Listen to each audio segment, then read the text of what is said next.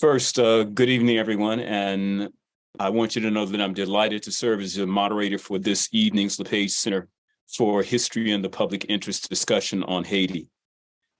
This evening, we have three brilliant scholars who will aid us in gaining a more refined and nuanced understanding of Haiti and its people that defies the conventions and the tropes that mark current accounts of the Republic and its citizens. This evening, we're joined by Dr. Marlene Daut, who is an author, scholar, and editor and professor. Her books include Tropics of Haiti, Race and the Literary History of the Haitian Revolution in the Atlantic World, Byrd Diversity, and the Origins of the Black Atlantic Humanism, and the forthcoming Awakening the Ashes and Intellectual History of the Haitian Revolution. Her articles on Haitian history and culture have appeared in the New York Times, Harper's Bazaar, Essence, The Nation, and the LA Review of Books. She has won several awards and grants and fellowships for her contributions to historical and cultural understandings of the Caribbean, notably from the Ford Foundation, the American Council of Learned Societies, and the Haitian Studies Association. Currently, Professor Daut is Professor of French and African American Studies at Yale University. Dr. Brandon Byrd is a scholar of Black intellectual and social history, and he is author of The Black Republic, African Americans and the Fate of Haiti. He is also co-editor of Ideas in Unexpected Places, Reimagining Black Intellectual History. Professor Byrd is Associate Professor of History at Vanderbilt University. Dr. Nathalie Pierre is Assistant Professor of History at Howard University and a 2023 National Endowment for Humanities Fellow. She earned her PhD in History and the African Diaspora in the Caribbean and Latin America from New York University. Within her research agenda, Professor Pierre highlights the plans and processes of people of African descent set into motion in order to sustain sites of autonomy across the America. She's currently working on her first book, The Vessel of Independence Must Save Itself, Haitian State Formation from 1757 through 1815. As you can see, we're in for quite an evening that is going to inform us about questions of Haiti and the struggles of the Haitian people over time. Without further ado, I'm going to turn the session over to Professor Pierre. Good evening, everyone. Thank you all for taking the time to be with us. So first, I would like to thank Dr. Keita and the LePage Center for inviting me to share my ideas on Haiti and how the world system engineers the failure of democracy. I begin with a brief passage from the three-time Hugo Award winner, N.K. Jemisin's short story titled The Effluent Engine. This was the dance of things, the click-clack, as the storyteller said in Jessaline's lands. Everyone needed something from someone. Glorious France needed money to recover from Napoleon's endless wars. Upstart Haiti had money from the sweet gold of its sugarcane fields, but needed guns. For the world, it seemed, wanted the newborn country strangled in its crib. The United States had guns, but craved sugar, as its fortunes were dependent upon the acquisition thereof. It alone was willing to treat with Haiti, though Haiti was the stuff of American nightmare, a nation of Black slaves who had killed off their white masters, end quote. In this fantastical story, Jessaline, a female James Bond sort of character, briefly migrates to these United States on a top secret mission. Set shortly after the Haitian Revolution, Jessaline, possibly named after one of Haiti's founding fathers, arrives in New Orleans on a quest to commodify the noxious waste produced by rum distillation. The enslaved Africans who cultivated sugarcane for Francis Saint-Domingue also produced rum from those same stalks. In Jemson's science fiction telling of the tale, the enslaved Africans who became Haitian, courtesy of the decade-long revolution, figured out that the rum waste could be converted into a chemical that would enable freedom on the island. No worries, I don't plan on spoiling the plot of the Effluent Engine for you. You can find it in a collection of short stories titled, How Long Till the Black Future Month?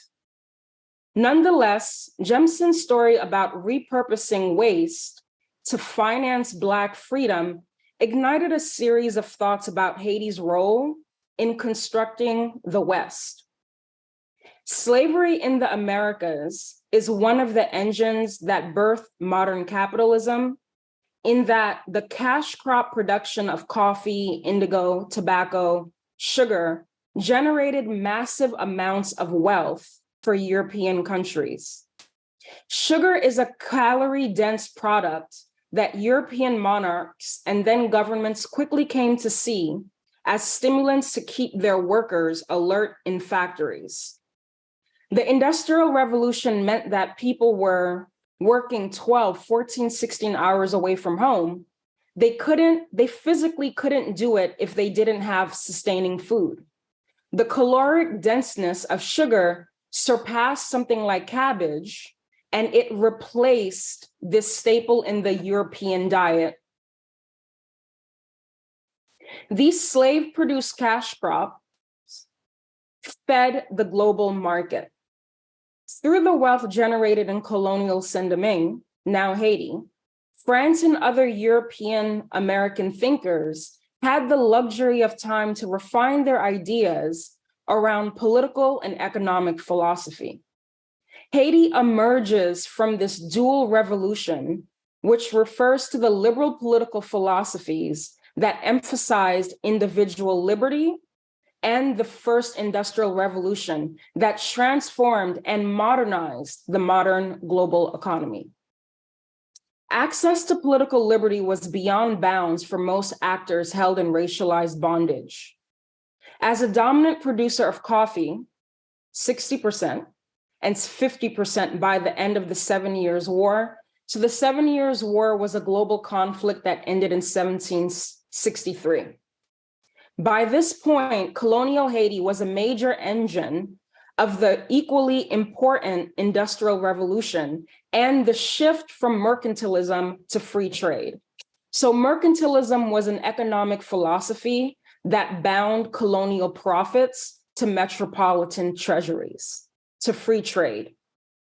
And of course, free trade is the economic philosophy that individual actors are free to trade with whomever they want without imperial or national restriction.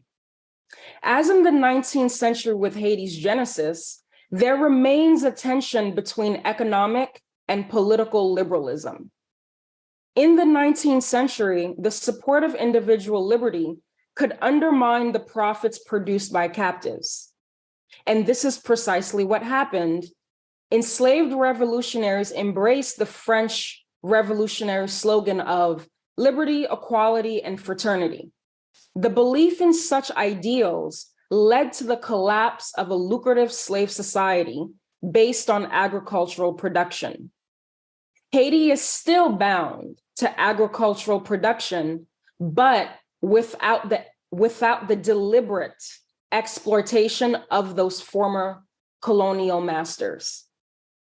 In a time where humans were recorded as assets in accounting books, any belief system and or political philosophy would undermine the flourishing of capital.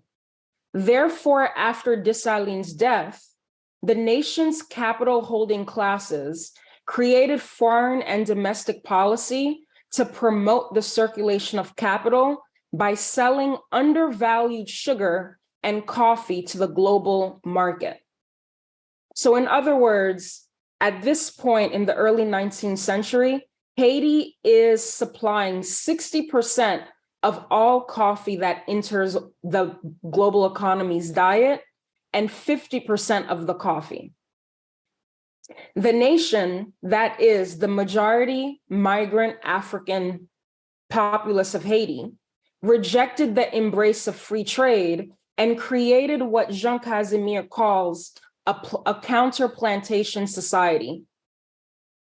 Haitian state formation, however, required significant innovation to currents of political theory circulating across the Atlantic. During Louverture's reign, the unequivocal ban against slavery came marred by maintaining the system of militarized agriculture. To finance the military that maintained universal emancipation, Haitian leaders restricted the individual liberty of Haitian citizens. It became a circular trap, restricting freedoms to finance the military that protected the freedom and independence of Haiti, the state, and the nation. Further, the unequitable quasi-illegal trade agreements made with earnest trading partners in the US and Britain expanded free trade across the Americas. The pitfall of this economic progress was the de-democratization of Haitian society. Trio called this system a republic for the merchants that was, running out of time, a republic for the merchants that was in favor of the nation's elites and merchants who were abroad. This system remains the dominant relation that Haiti has with global powers. To close, I want to consider another conceptualization of dual revolutions as formulated by Leon Trotsky.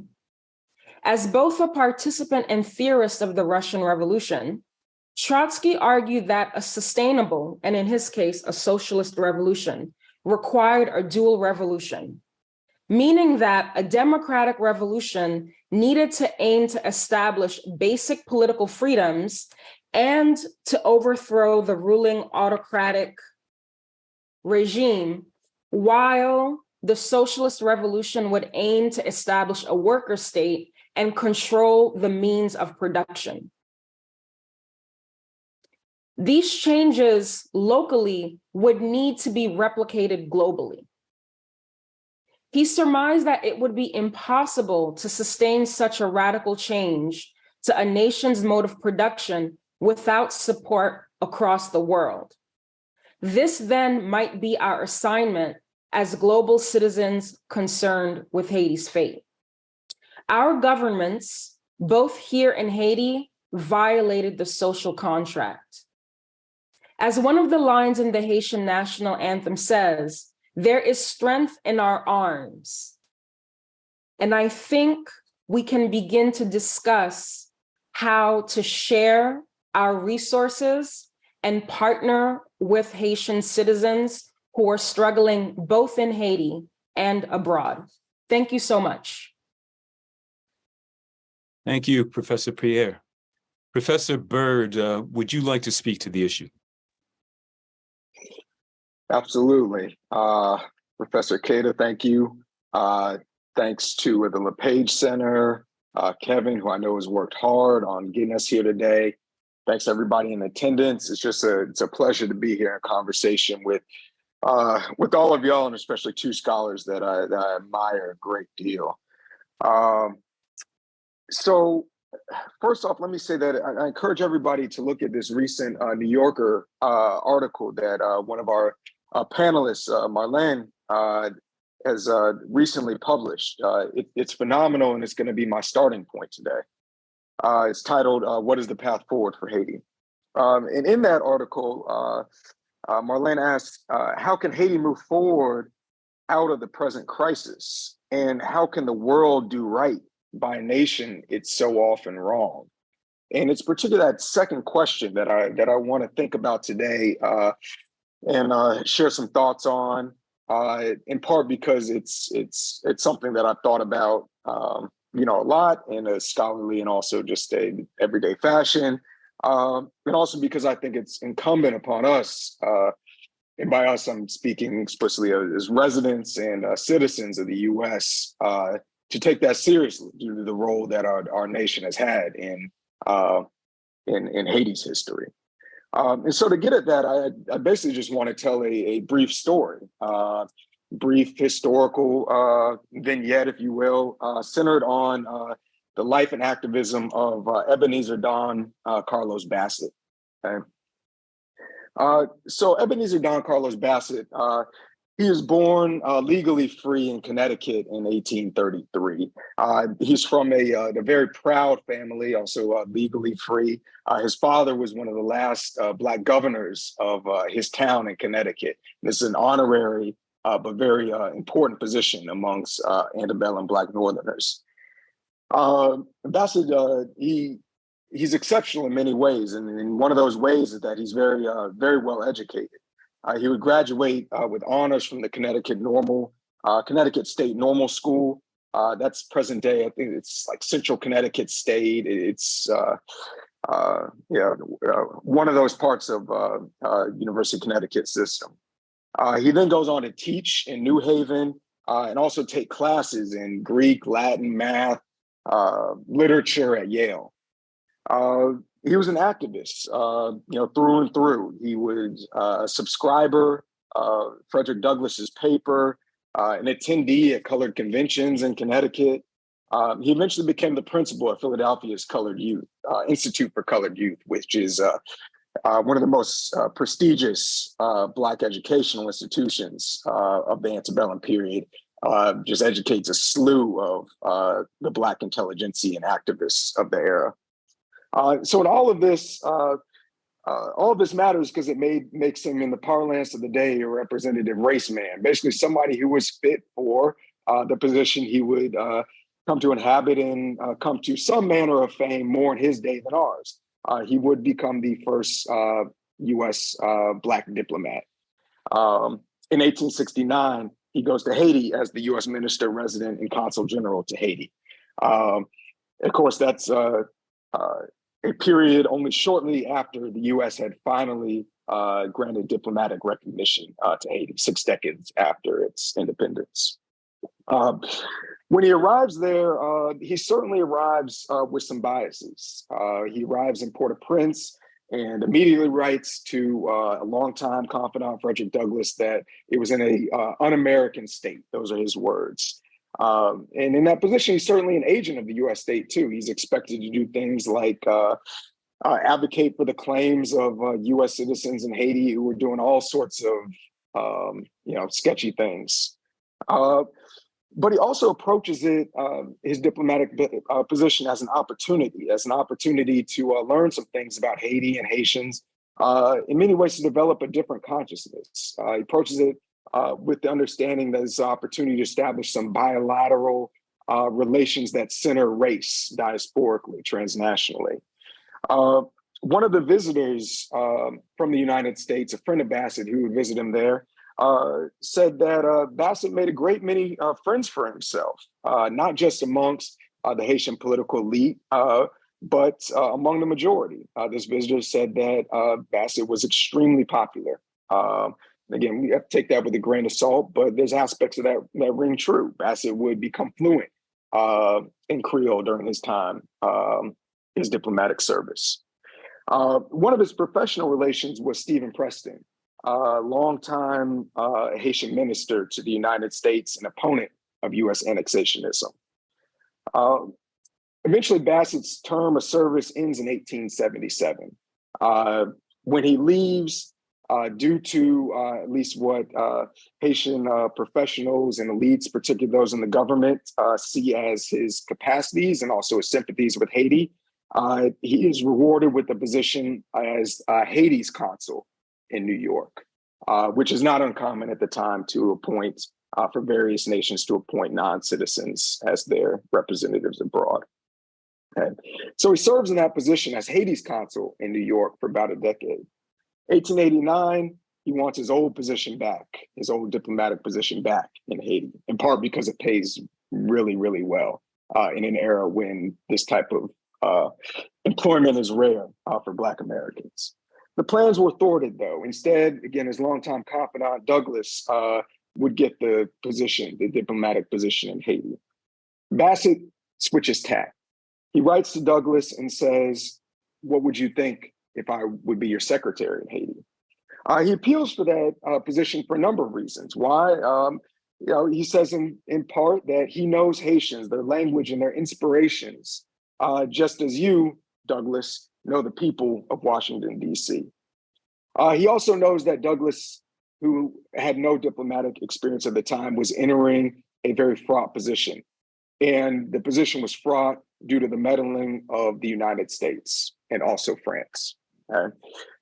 August 1888, various parties, liberal partisans and nationalists, rivals of the incumbent president, Lysias Salomon, they basically they launched an insurgency against Salomon. France and the U.S. again were the key players in this insurgency that becomes a civil war. France backed Salomon's successor, Francois Legitime. The U.S. backed his rival, Florville Hippolyte. Arms shipments to Hippolyte were provided by a man named William P. Clyde. Clyde was a leading steamship operator along the Atlantic coast and the Gulf. He was also a legal client of the U.S. Secretary of the Navy, right? So capitalism and the U.S. state are completely wedded in this instance. The goal was to seize the Mole St. Nicolas, a valuable port at the passage of the northern passage of the Windward Passage. And so Bassett wants to prepare Douglas for this task. He would serve as an interpreter, a translator, a tutor in many ways. He relays, importantly, and I'm going to emphasize this, he relays what he knows by way of his Haitian confidants. Okay? He tells Douglas that his Haitian confidants wanted the U.S. and Haiti to, quote, understand each other in making mutual concessions. He says that his Haitian confidants have resolved that no part of Haitian territory, including the Mole, should be occupied either by France or the United States. Bassett tells Douglas that his Haitian confidants condemned the small-souled, prejudiced money grabbers, the New York merchants who were steering U.S. foreign policy, and objected to Douglas's presence in Haiti. These Haitian confidants led Bassett to take his own strong stance in favor of Haitian sovereignty. They encouraged Bassett to urge Douglas to do the same. Okay? The Negro has been and is still subjected to murder, intimidation, and outrage in the South without a word of protest from the strong authority of the government at Washington, Bassett wrote Douglas. And that was true of the post-Reconstruction South, no doubt about it. Bassett asked Douglas, is that strong authority now to be brought bare and rob him of his independence in Haiti? Okay. Of course, that's exactly what the U.S. wanted to do. In January 1891, while Douglas is the U.S. diplomat in Haiti and Bassett's secretary, the U.S. warship Philadelphia anchored at Port-au-Prince. Its captain, the Rear Admiral Bancroft Girardi, had been appointed as U.S. President Benjamin Harrison's special commissioner to Haiti. He was there to undermine or basically supplant Douglas. He was tasked with acquiring the Mole St. Nicolas. Douglas was expected to comply, of course, to submit.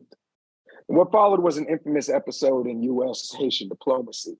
Over a series of negotiations, these are, you have to put that in quotes, this is gunboat diplomacy, of course, Girardi demanded the Mole. He argued that Hippolyte had promised it as a reward for bringing him to power. Hippolyte and his Secretary of Foreign Affairs, the Haitian intellectual Antenor Firmin, argued that no such promises were made. They said, show me the evidence. And of course, had there been evidence, the US would have had it. Ultimately, Haiti declined to cede any territory to the US. Douglas didn't mind that the negotiations had failed from the perspective of the US. Bassett was particularly joyous. When Douglas contemplated resigning his post amid massive criticism, especially amongst the corporatist Northern press in particular, Bassett implored Douglas to stay. He said, we need you to stave off the imperialist wolves gnashing their teeth at Haiti. Right. So I highlight this episode because I think there's a number of lessons to be gleaned from here to to think through that question. What is the responsibility of the world? As we think about Haiti, past, present, and future. I think, and here, along with Malcolm X's famous adage, history is best qualified to reward our research. Okay? So, among the timely lessons, first is the long history of U.S. imperialism in Haiti, of course. What happened in 1889, 1890, 1891 with this attempt to seize Haitian territory was, of course, a harbinger of things to come. U.S. warships would become a routine presence in Haitian waters in the late 19th, early 20th century. In 1915, U.S. Marines came to stay. Okay. I'm often guilty of writing of the occupation as ending in 1934, which in many ways is true, due in part to the massive resistance mounted by Haitians. But there's another part to the story we have to question, the extent to which the U.S. ever really left, especially as a power exerting its political and economic interests in Haiti. Other lessons, of course, with the opposition to that imperial and neo-colonial presence. Douglas's retrospective accounts of this episode are, during his tenure, those have become most famous. He would write immediately upon returning to the United States in 1891, "I'm charged with sympathy for Haiti. I'm not ashamed of that charge." He would write that, he would later say, that Haiti was Black and that the world had never forgiven her for being Black. And that was the root of these neo-colonial and imperial impositions. Those are important to remember and recall, but it's also important to remember Bassett too. How did Douglas in part reach his ideas of freedom and justice and fair play, as Du Bois would celebrate him for, in regards particularly to his stances on Haiti? Well, Douglas reached those in part through Bassett. And Bassett, again, I tried to put a pin in this and I want to return to it. Importantly, he was informed not just by his experience and observations in Haiti, but by listening to his Haitian confidants, to understanding their perspectives, by trying to court real solidarity. So in this moment, when this just happened, US and Canada are meeting to contemplate an invasion, and I think, make no mistake, I think that is what is happening. We do well to remember Bassett's words on another occasion. In 1904, when asked whether the U.S. should annex Haiti, he replied firmly, no, let Haiti alone. Okay. As Marlene writes in, again, that excellent article in New Yorker, the neo-colonial option isn't the only one. There is another way, and just as in 1804, as Bassett, I think, understood, that way will have to be Haitian-led. Thanks. Thank you. Professor Daut, please. Good evening, everyone. Thank you so much to my co-panelists for your wonderful remarks, and of course to Professor Keita and Kevin Fox and everyone at the LePage Center for putting this together and for inviting me here. So I'm going to kind of take us back to a moment that's in the middle of the ones that my co-panelists have talked about. I'm going to take us to Dessalines' empire shortly after Haitian independence, so circa 1805, 1806. And this is when a moment when Henri Christophs, who will become the first and last king of Haiti later, is actually general-in-chief of the Haitian army. And so some of the sort of pressures on Haitian independence immediately. And the reason I want to focus on these immediate pressures is there are certain snapshots in Haitian history when it's sort of done in a sweeping way. We talk, of course, about the onset of slave revolt and rebellion in 1791. We talk about the formal Declaration of Independence in January 1804, and then sometimes the leap is to 1825, which is the moment Charles X exacts his infamous indemnity. And then we jump all the way clear toward the US occupation. But I want to talk about some more intricate moments and pressures that show really just what Haiti's leaders had to deal with not just running a state, which was hard enough on its own, and trying to figure out how to finance the state, to protect the state from France that's still on the other side of the island, which I'll be talking about in a moment, and then just dealing with diplomacy in the era, how to achieve recognition from the other world powers, which is, of course, the other big story about Haitian independence, is that none of the other world powers are recognizing it. So this is the moment I want to bring us to, just to sort of think about what is it like to have an entire national history that is based on not other people being afraid of you, which was true, but the fear that actually Haitians, independent Haitians, had and lived with every day as they wondered if the world powers, and France in particular, was going to, quote unquote, accept their independence. And by that, I don't mean just recognize it. I mean, not try to come back and reconquer the island. So the first part is, there'll be two snapshots here, the discursive war. So one of the stressors from independent Haiti is, of course, that France is continuing to call the island Saint-Domingue. The United States, England are calling it Santo Domingo, Saint Domingo, various iterations that they have. And France is, the ex-French colonists are kind of papering the earth with diatribes and screeds. And in the Archives Nationales in Paris, there's an entire folder written by ex-colonial officials about how to reconquer Haiti. There's plans to assassinate Dessalines, get Christophs on our side, all of these kinds of things. Well, the novelists and poets are having their say as well, determined to paper the world with their hopes of reconquering Saint-Domingue. There were so many essays, historical works, paintings, and novels published in early 19th century France that seemed to have only the defamation of Haiti and Haitians as their goal. One of these came, one of the earliest examples is actually from 1802, so before Haitian independence. The French novelist and playwright René Perrin published one of the first French fictions of the Haitian Revolution, and it was called The Burning of Cap. This is the translation, or The Reign of Toussaint Louverture. True to its title, the novel follows the movements of Toussaint and his army of formerly enslaved soldiers. The novelist's sympathy is clearly on the side of the French colonists and the white planters, so the enslavers.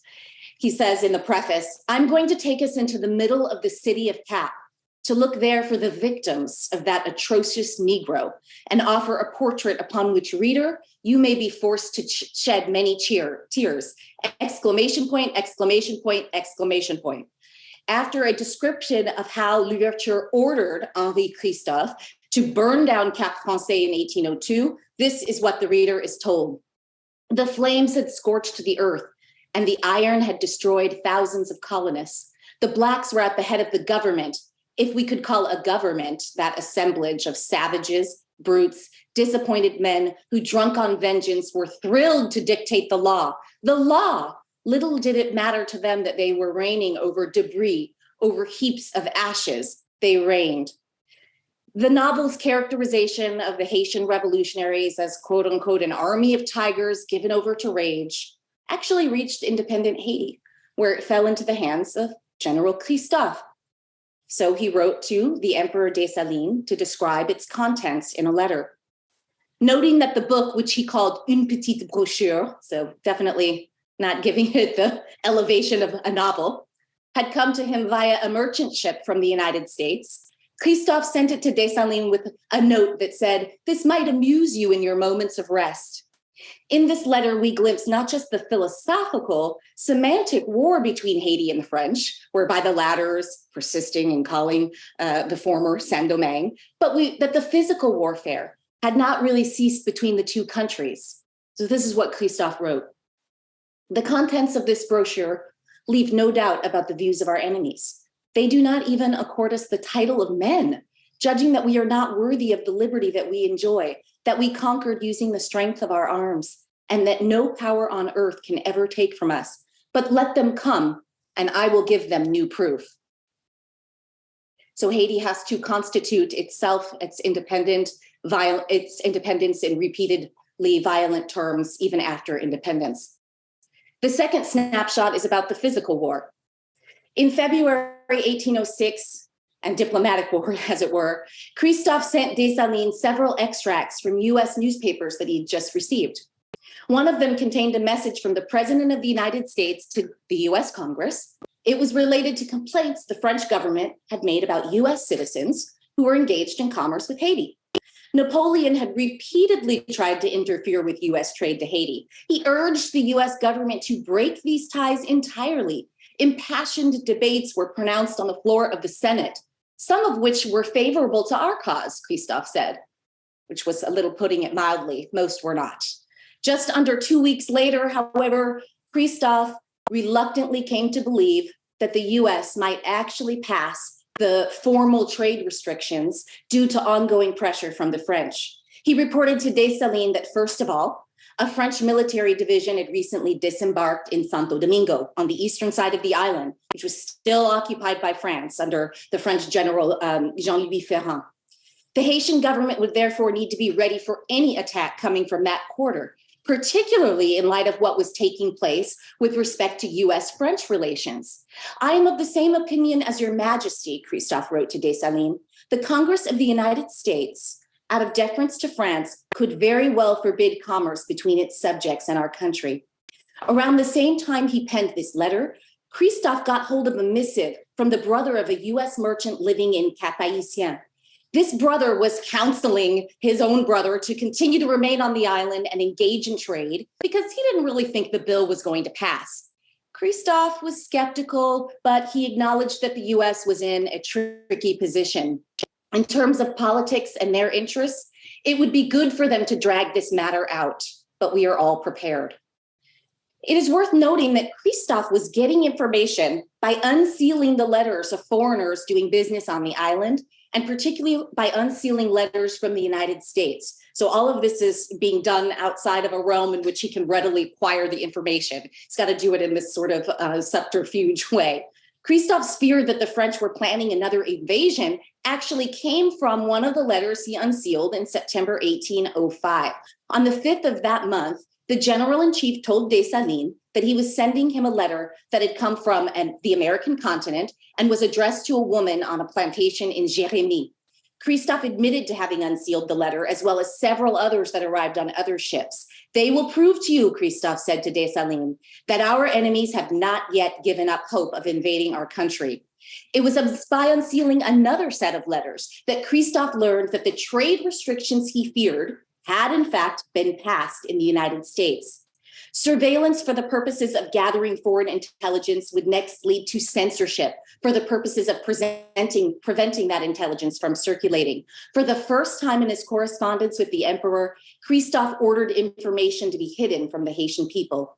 I have received with your letter, Christophs wrote to Joseph Rouenet, who's one of the major printers of the island, a copy of the debates that took place in the United States Senate. I do not think it would really be appropriate to have this inserted into the Gazette, which was Haiti's official newspaper. Gather together all the newspapers that you have received from the United States that discuss this material, and upon my arrival in Cap, remit them to me, for these are insignificant developments that we don't need to print in our newspapers. While the restrictions did have some deleterious effects, they did not entirely prevent US merchants from continuing to conduct business on the island. And Julia Gaffield has a great book about this, Haitian Connections in the Atlantic World. But even if the Haitian people were to be exempt from this information that's being kept for them, Christophs did feel it necessary to inform Dessalines. The same day that he asked Rouenet to not print this news in the Haitian Gazette, Christophs sent a copy of one of the US newspapers to the emperor. I make haste to inform your majesty that I just learned from a US newspaper that I have the honor of sending to you under this cover that the bill to suspend commercial relations between the United States and our country has passed. Despite having downplayed the seriousness of the bill, Christophs observed that already several US businesses had written to their correspondents in Haiti to ask for the return of their funds. Christophs once again learned about this through his surveillance tactics. He reported to Dessalines that he unsealed several letters and was now going to send them to the emperor as evidence. The restrictions, again, did not end trade between Haiti and the United States completely, but they did lead to scarcity on the island. There had already been a flour shortage in Haiti for some time because of the preliminary trade restrictions, and now there was no flour at all. Luckily, a US ship had just docked in Haiti from Baltimore. Again, that sort of clandestine illegal trade. Christophs wrote to Haiti's Minister of Finance on that occasion to say that the ship's fortuitous arrival was going to be an immediate balm for the subsistence of the sick and wounded. I assure you, Christophs wrote, there is no flour at all in our stores, and the sick in our hospitals are barely hanging on and have been subjected to the greatest of deprivations. Yet in the letter that Christophs wrote to Dessalines informing him of the passing of the trade restrictions by the US, he testified to a more acute problem facing the country, the French. Not only were the French at least partly responsible for the increasingly cold and distant relationship between Haiti and the US, but Napoleon had not entirely given up his designs of regaining control of the island. The fact that the French were still in possession of Santo Domingo and therefore had military ships constantly in the vicinity of Haiti presented constant perils. Sometimes the British helped out because they were at war with France, but just as when the Treaty of Amiens was struck in 1802, Haitians knew that as soon as a treaty between France and England created peace, England was no longer going to prevent Haitian or French ships from entering Haitian waters. So in March 1806, French corsairs indeed captured 3 Haitian caboteurs or coasting ships and subsequently kept some of the men in their possession. The French eventually released 8 of the men and 2 of the ships, but not before having dismantled and destroyed them. Christophs was greatly distressed when he learned of this event. Consequently, he urged Dessalines to take every measure possible to stop such sabotage. Otherwise, I foresee that every kind of evil might arise, he said. The war that we are in with the French being eternal to the death, our ships, since they are the weaker, should rather crash into the side of these corsairs, and our people should prefer to drown themselves rather than to allow themselves to be captured. And I will just finish with, I don't want to finish on that terrible note, but one that is slightly more ridiculous and perhaps even more sad. Of course, you all have read the New York Times ransom piece, but I just want to add something that was not in the Times reporting. The original amount the colonists proposed that Haiti should pay in 1804 as an indemnity was 700 million francs. That was their original amount that they wanted. Thank you. Thank you, Dr. Daut. What becomes interesting in what we've heard from the panelists focuses on the topic that we have today, and that is Haiti and the West engineering the failure of democracy. What we see in contemporary accounts that we have on a daily basis, accounts that reference US and Canadian diplomacy, if we might think about it in that way, in relationship to Haiti and to the broader Caribbean, are historically rooted. What the panelists have revealed to us are, I think, 3 things that we need to take into account. First, Professor Pierre's opening, which some of my students would love, Professor Pierre. We're looking at notions of Afrofuturism, and here you evoke Jemison and the notion of what Haiti might look like at some particular point in time.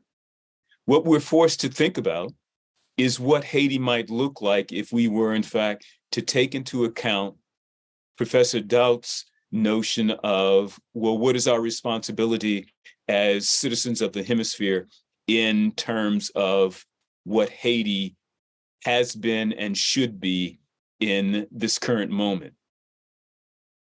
Professor Byrd has indicated that there have been attempts hemispherically and in specific notions among the African American population to, in fact, embrace its responsibility as members of an African diaspora to other spaces in the hemisphere, and more particularly Haiti. Those things give rise to our notion, again, coming back to Professor Daut's ideas of listening to the Haitian voice. How many opportunities have we had in our most recent inquiries into Haiti to hear the Haitian voice and to understand that that voice has a historical legacy that resonates to this day, a historical resonancy that, in fact, has resulted in numerous kinds of Haitian resistance to the kinds of incursions that have come both, again, to quote Professor Daut, in a discursive as well as physical war. And so the longue durée of Haitian struggle for independence, Haitian liberty, Haitian illustrations of what, in fact, a liberated space might look like for not just simply people of African descent, but for all people, is rooted in the discussions that we might begin this evening in terms of looking at the ways in which outsiders have attempted to engineer the failure of Haitian democracy for numerous reasons. So I'd like to leave it open to the panel and to our audience to raise some issues about these particular points as they've come to us this evening in light of the current, can I put it, crisis in quotation marks in Haiti. Panelists, do you have any ideas, any thoughts on this?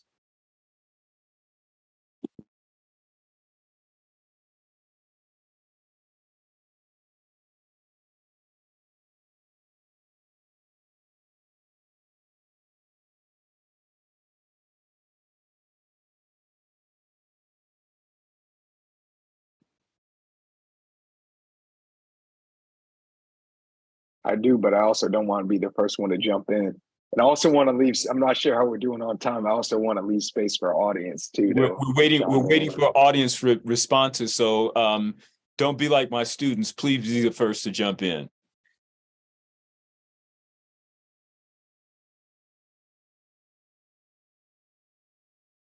Dr. Byrd?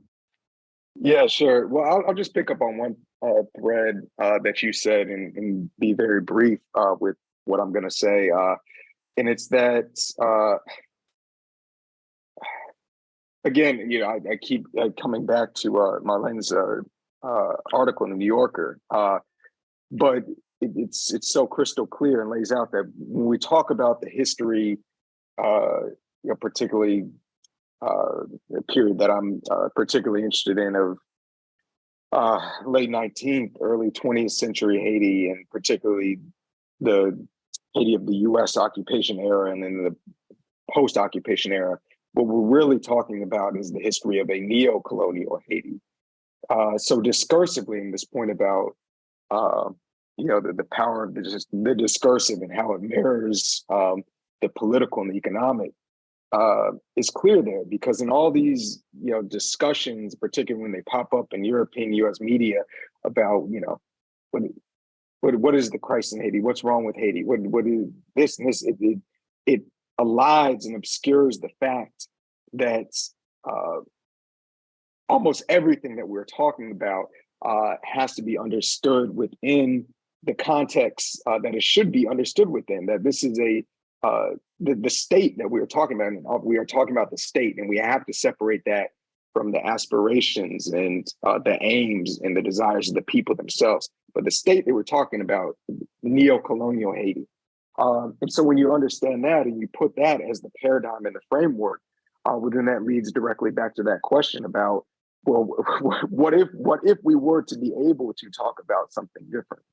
What if we were able to talk about the history of you know, the nation of the people themselves, right, and what they want, and what if the state we were talking about was reflective of those interests?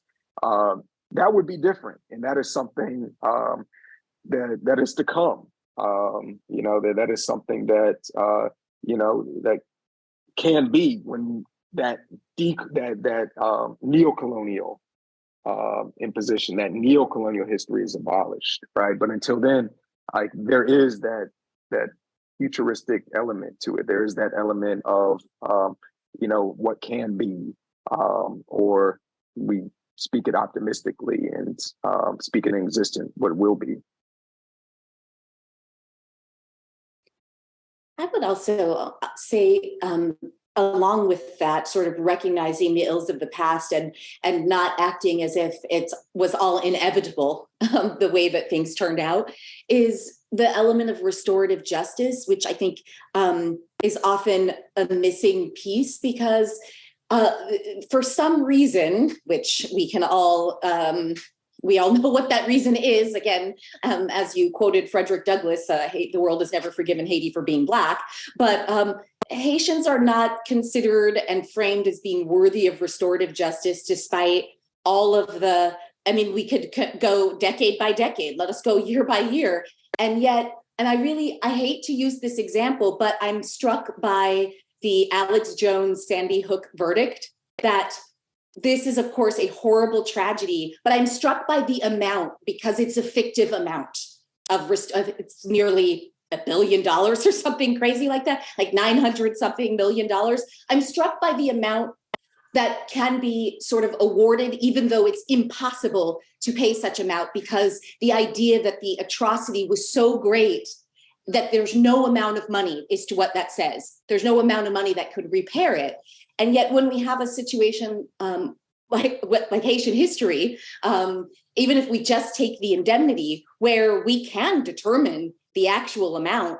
And one of the things I've said before is, even if the amount was symbolic, the amount of restitution was symbolic, I'm once again struck by the fact that that is a bridge too far, even for France to consider, for the United States to consider, for the UN to consider for cholera. It is a bridge too far to even say, yes, you're guilty of this crime against humanity, and here is your restitution, even though we know you can never and will never pay it. I'm struck by that. The symbolism cannot even happen in the Haitian case, precisely because I think the case is so strong, to be honest. And because, you know, France, they actually can pay, is the other piece of that. So I'll just add, so when we're thinking about the engineering of the failure of democracy in Haiti, it's a planned out process, right? So I like when I'm teaching and guiding my students around the relationship between slavery and racism. Racism is an ideology that emerges to justify labor exploitation, right? So in addition to Haiti not being forgiven because of its Blackness, Haiti is not forgiven because it refuses labor exploitation on a fundamental philosophical level. And if we are not able to confront that in systematic ways, it not only becomes the symbol of what labor exploitation should look like in a world that's expanding democratic freedoms in the 19th century, it becomes the template for contemporary labor exploitation. So this is why I wanted to bring in the conversation about Trotsky. So the liberation of laborers in Haiti had to have been reproduced globally in order for Haiti to function in the way that its founding generation intended. So it's not simply about Haiti, it's about labor exploitation everywhere. So when we look at Haiti, Haiti can become a symbol of how we can think about labor exploitation here. And to bring it back to Haiti, the immigrants who are coming into the US, they are the face of not only labor exploitation, but of surplus value laborers who are being pushed out for reasons that my co-panelists have discussed, right? So I think when I'm thinking about the broader US, we weren't even able to get a federal $15 minimum wage, right? So if we're not able to think about labor exploitation in progressive ways within our own borders, what really can we offer to Haiti other than the immigrants who are here and that we can help in our local communities? There are strategic partnerships that can be made between universities and immigrant rights coalitions that can help the laborers who are coming into the country.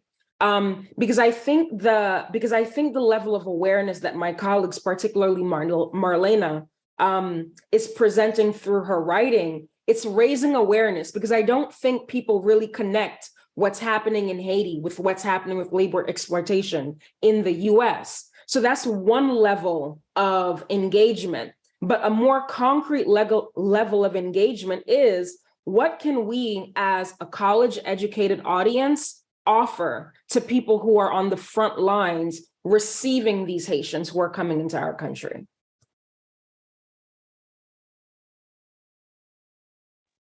Excellent. Thank you. Thank you.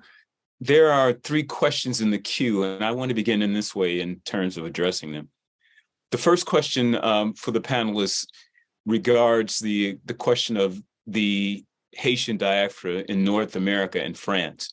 And that question revolves around what might the position be in reshaping the relationship between Haiti and the United States and Canada and France in a more positive light? Can that come about? And also, what role might remittance income play in empowering ordinary Haitians in ways that are independent from the oppressive and dysfunctional nature of what we see as constituting the dynamics of the Western Hemisphere right now?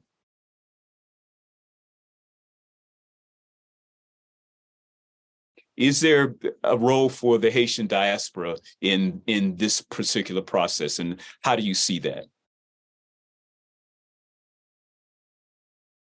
I would say there is, in a way. So when Aristide was president, he had this kind of, he called the diaspora the 10th department of Haiti, essentially, right? Because of the remittance payments.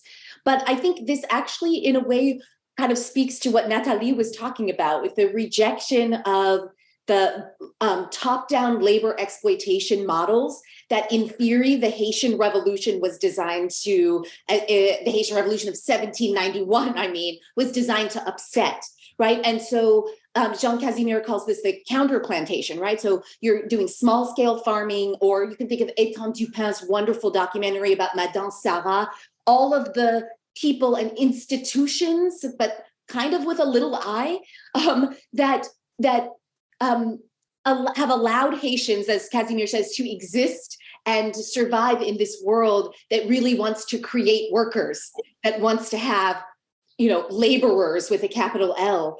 And part of what the remittance payments also do is that they disrupt kind of the flows of capital in that worker with a large, with a capitalized worker environment by kind of removing different, and the flows of money come in different ways, and they come differently now than they used to, because we have all of these apps and things like that. So that's a different world. In some ways, I'm giving you a snapshot of like what it used to be like in the 80s or 90s, when people used to literally mail money, or they used to be using, sort of like wire services for money. But they were doing things that really the Haitian state couldn't necessarily kind of control or co-opt if they want to exploit their workers who are working in a factory, for example. And that's one of the reasons why the Madame Sarah, if you watch Étienne Dupin's wonderful film, that this is not an accident that the market that these women are using and rely on is burned down to the ground multiple times. This is not an accident. It's about controlling the flow of money in Haiti. And so I think we absolutely have to think about what it means for Haiti and Haitians, again, to go back to Casimir, to try to exist outside of those big capitalist structures. There's still a market. It's not that there's not things being sold and traded and exchanged, but it doesn't, the Madame Sarah are not, it's a reciprocal what they're doing. It's not designed to enrich one person, an oligarch, at the expense of, hundreds or even thousands of people, as in a CEO in a large company. So I do think that there is some piece there for the diaspora to think about what their role is moving forward, and not just decrying the ills, not just welcoming Haitians here and creating, which is all of these things absolutely have to happen, but what do we owe back to Haiti, which is what those remittance payments were ultimately about. Every time, you go to Haiti, you bring money for your family and your friends, and that's just the way that it works. But there has to be, I do think, something more, and I don't exactly know what it is, but. So, Dr. Byrd, you've mentioned that U.S. involvement in Haiti did not fully end in 1934. So the follow-up question to that is some sense of elaboration on the ways in which the United States remains involved in Haiti and the current crises that we see now. So this is something that I'll ask my fellow panelists to help me because I'm sure I will miss some things because the list is long. Just in the immediate occupation era, the 1534, some of the things that happened there, the legacy is long. The modern Haitian army, that's a product of the U.S., how it organizes it during the occupation. And then on a more abstract level, a more militarized society, I think we could say is a product of the occupation. The U.S. retains control over the Haitian finances for another decade after the U.S. occupation. They do so formally. The U.S., in part due to the role that it played in dictating Haitian politics and appointing Haiti's leaders during the occupation, sets a precedent and maintains the role for being, how to put it, basically I don't know how to put it eloquently, as it has continued to play that role moving forward, and also in a way that Haitian elites and Haitian politicians would continue to court U.S. favor as a way to quote unquote, legitimate themselves, or at least maintain power. Obviously, they are less concerned with being legitimate players in the eyes of Haitians themselves. So to make that less abstract, something like Shada in the 1950s, the Haitian American Society for Agricultural Development is its English translation, that raises the Haitian countryside to clear land for it's a U.S.-centered agricultural development corporations, right? And that's, of course, land owned by Haitian peasantry. Duvalier era, of course, famously the U.S. lends support financially, ample, financial support, basically in the name of anti-communism. The U.S. will intervene. Obviously in the 90s and the 2000s.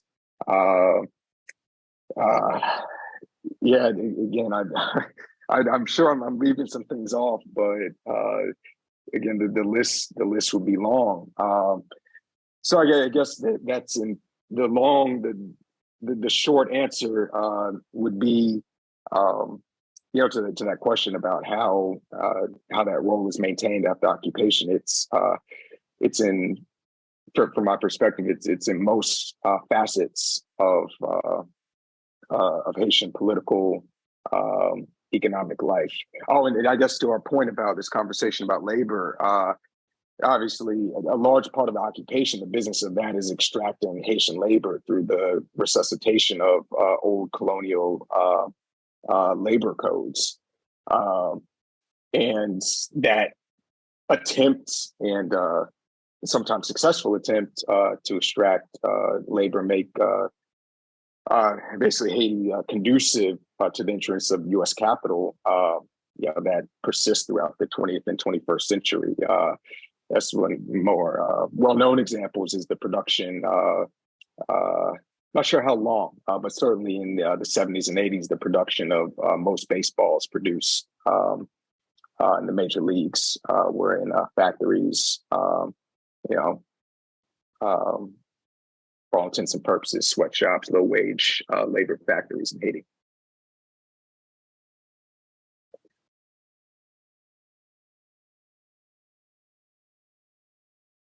You're on mute, Dr. Keita. Thank you. I do that quite often. Another question that gives us historical perspective is the relationship, given Douglas's attribution that Haiti is being punished for being Black, what was the relationship that we might think about in terms of American and British abolitionists in holding up the Haitian Revolution as a model for what might come?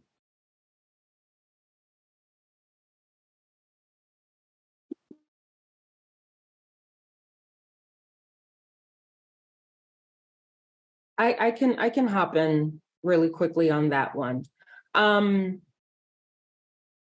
abolitionists did not take it up as a model because the fear of the insurrection itself terrified Atlantic world observers. So Haiti was not used as an example of what a post-slavery society could be. Some scholars have even argued that in the aftermath of the Haitian Revolution, the abolitionist movement actually stalled because of the fears that Black freedom cultivated in the hearts of plantation owners throughout the Atlantic. But Dr. Keita, there's a question that I really want to hop on, which made me hop on this one. And I know that we're short on time, but I would really like to address it if my colleagues don't want to address that. Please do. Please do. So yes, to Gregory Damas, the second part of your question about the growing level of pessimism around the current state of the country and how far removed it is from the country they grew up in. So these successive waves of pessimism around possibilities of Haiti, I think every generation of Haitian experiences this level of pessimism. So I know that for we millennials, many of us, we threw everything we had in post-earthquake reconstruction efforts, and then to see the assassination of a quasi-elected leader, right? To see that happen on the world stage, it is very demoralizing. But I want to offer up an aphorism that your grandparents' generation most certainly are familiar with. And it's nuled menula. And the literal translation is, we're ugly, but we're here. And it's one of these aphorisms that I really hated hearing growing up. And I guess the best US translation would be that Maya Angelou poem, I don't want to survive, I want to thrive. So that was my counter narrative to such an aphorism. But this is one of the cultural aphorisms that have given successive generations of Haitians to endure the labor that is freedom. So freedom requires, unfortunately, a certain level of sweat capital and endurance that is part of what makes the Haitian Revolution so inspiring. And the other thing that I can offer is the words of the leader of a contemporary labor movement in Haiti, which is called Mouvement Paysan Papaye, MPP. And the leader during COVID, he did one of these Zoom presentations, and he told us that the way that we move forward is that you teach the children to love the culture. You teach the history of the place, and that becomes the sweetness that helps them in the fight for freedom. And the other thing is to teach evidence-based history, right? So there is this idea that, yes, Haiti is the poorest nation in the Western Hemisphere, but there are ways that Haiti functions in the global economy that are not visible because of the weight of that narrative. So, for example, Haiti is the dominant importer of all of the herring in this Canadian town. So without Haitian consumers, there would be no labor in this Canadian town. But because of the way that the narratives around Haiti circulate, and this is an argument made by our colleague Gina Ulyss, Haiti needs new narratives. There's a way that we can look at the consumption of herring that is produced in Canada. So the poorest nation in the Western Hemisphere is financing entire lives in one of the most industrialized spaces in the Western world. So those are the two strategies that I would offer. Pessimism is real, but these are some of the strategies that we can use to inspire the study of Haitian history and to re-narrate what we do know about Haitian history. So let me summarize as we come to the end of our time here. And I'll go back to this wonderful phrase you just gave us, Dr. Pierre, the labor that is freedom. Well, part of the labor that is freedom is in fact, recognizing the evidence that provides for new narratives around the question of Haiti, but what Haiti means to all of us who think about struggling against oppression on a global scale. And so Haiti becomes illustrative. It becomes one of those moments in history and in contemporary space that gives us a notion of what a future might be if we, in fact, take up the labor that is freedom. So I want to thank each and every one of you for joining us this evening. I want to thank the audience for being with us and for providing us with these questions that allow us to open up this notion of Haiti a bit more, and to also ask everyone to embrace the questions of looking at the intricacies and nuances that make Haiti and the Haitian people, and to go beyond the tropes and conventions that we've been fed about Haiti, the second oldest democracy in the Western Hemisphere. Thank you very much. Thank you to the audience for joining us. Everyone, have a great evening.